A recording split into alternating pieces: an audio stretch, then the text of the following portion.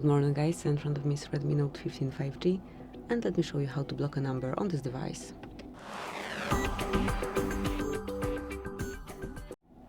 So at first open your phone dialer, then mark more icon and go to settings.